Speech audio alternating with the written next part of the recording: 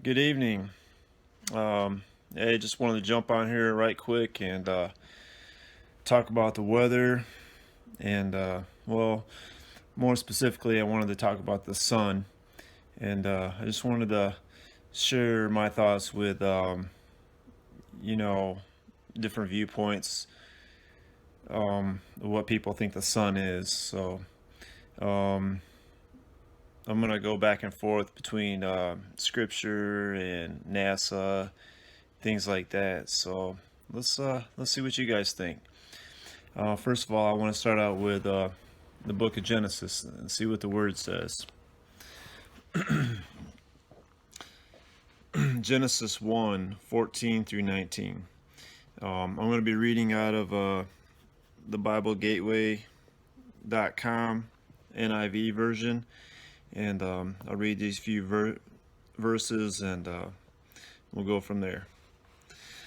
And God said, "Let there be lights in the vaults of the sky to separate the day from the night, and let them serve as signs to mark sacred times and days and years. And let them be lights in the vault of the sky to give light on the earth." And it was so. God made two great lights, the greater light to govern the day, and the lesser light to govern the night. He also made the stars. God set them in the vault of the sky to give light on the earth, to govern the day and the night, and to separate light from darkness. And God saw that it was good. And there was evening and there was morning, the fourth day. Now, according to NASA.gov and Space.com, the sun is approximately 93 million miles away from the Earth and is about 109 times larger than the Earth. Flat earthers say that the sun is about 35 miles in diameter and about 3,000 miles away, which is much smaller and closer than what mainstream media tells us. So let's see what Scripture has to say more about the sun.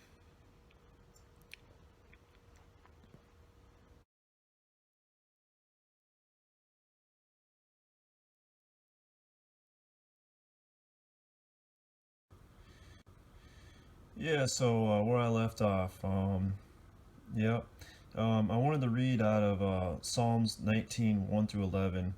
That's out of the Greek Septuagint. And so basically, what it says here is that, um, so verses 1 through 11 say, "For the end,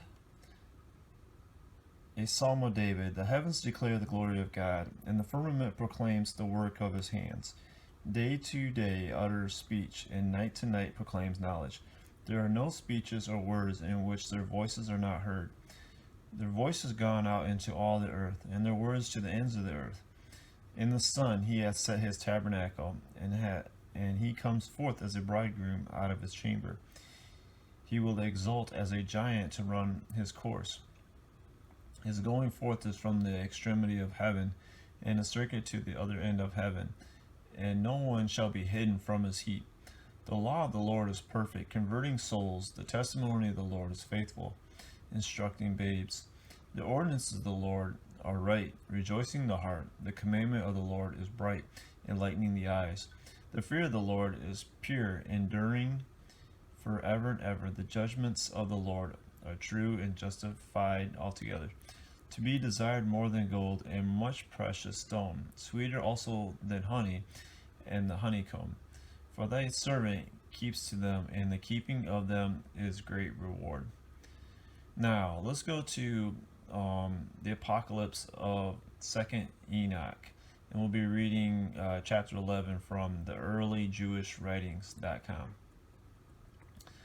And it says, "Those men took me and led me up to the fourth heaven, and showed me all the successive goings, and all the rays of light of sun and moon. And I measured their goings, and compared their light, and I saw that the sun's light is greater than the moon's.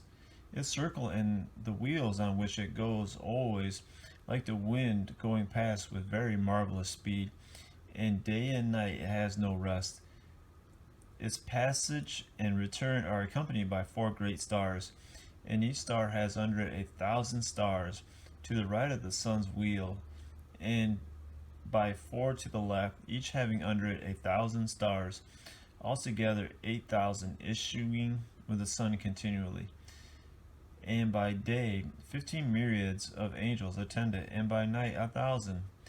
And 6 winged ones issue with the angels before the sun's wheel into fiery flames, and 100 angels kindle the sun and set it alight. Man, talk about some amazing stuff.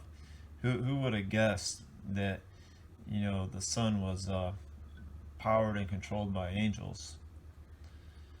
So, yeah, don't take my word for it. You know, just look into the matter for yourself.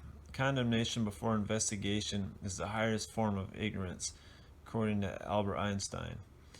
All truth passes 3 stages. First, it is ridiculed. Second, it is violently opposed. And third, is it accepted as self-evident, according to Arthur Schopenhauer.